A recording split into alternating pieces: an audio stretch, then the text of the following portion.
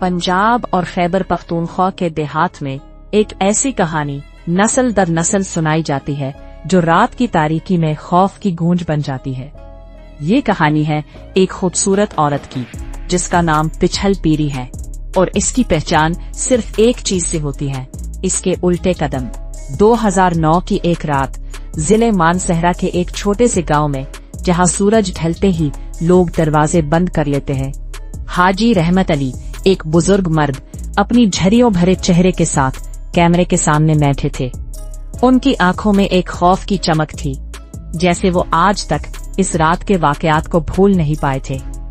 Interview के दौरान जब हाजी साहब से पूछा गया कि क्या उन्होंने खुद पिछल पीरी देखी है, तो वो आहिस्ता बोले, हाँ, और मैं आज तक नहीं भूला कि इस रात मेरे साथ क्या हुआ था।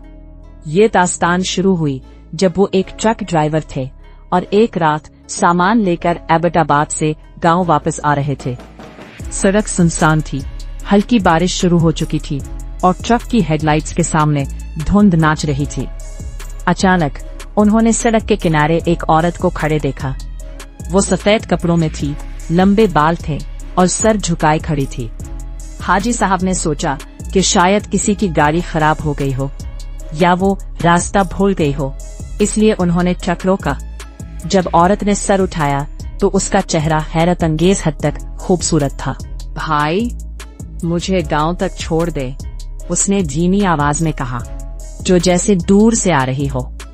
हाजी साहब ने रहम खाकर उसे बिठा लिया, लेकिन उन्हें ये बात अजीब लगी कि उसके कपड़े बारिश के बावजूद बिल्कुल खुश्क थे। ट्रक के अंदर मुकम्मल खामोशी छा गई और वो औरत पूरे रास्ते एक लफ्ज नहीं बोली। हाजी रहमत अली ने आईने में देखा तो उन्हें लगा जैसे वो कभी कभी मुस्कुरा रही हो, मगर जब वो मुड़ कर देखते तो वो संजीदा बैठी होती। कुछ मिनट बाद जब वो गांव के करीब पहुंचे, औरत ने कहा, यही रोक दे, मैं बाकी रास्ता पैदल चली जाऊंगी। हाजी साहब ने दरवाजा खोला, लेकिन जब उन्होंने आदतन उसके कदमों की तरफ देखा तो उनका खून जम गया। उसके पाँव उल्टे थे, उसकी एड़ियां आगे थीं और उंगलियां पीछे। वो आहिस्ता आहिस्ता जंगल की तरफ चलने लगी, मगर उसके कदमों के निशान सड़क के उलट समत में जा रहे थे। मैंने फौरन ट्रक स्टार्ट किया और बगैर पीछे देखे भाग निकला। ये एक खौफनाक अंजाम था जो हाजी रहमत अली को आज तक याद है। इस रात के बाद उन्होंने कभी अकेले रात को सफर नहीं किया और आज भी जब बारिश होती है तो उन्हें वो चेहरा याद आ जाता है।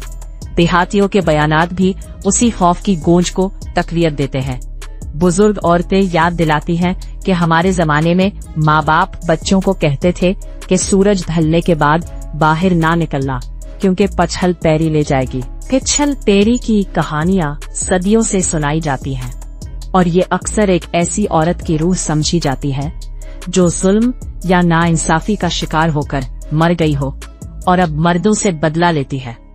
कुछ लोग इसे महज तोहम परस्ती कहते हैं, मगर देहात में रहने वाले लोग आज भी रात के वक्त जंगल के रास्ते से गुजरने से डरते हैं, क्योंकि वो जानते हैं कि अगर कभी अंधेरी सड़क पर कोई खूबसूरत औरत आपसे मदद मांगे तो सबसे पहले उसके चेहरे नहीं बल्कि उसके कदम देखना जरूरी है।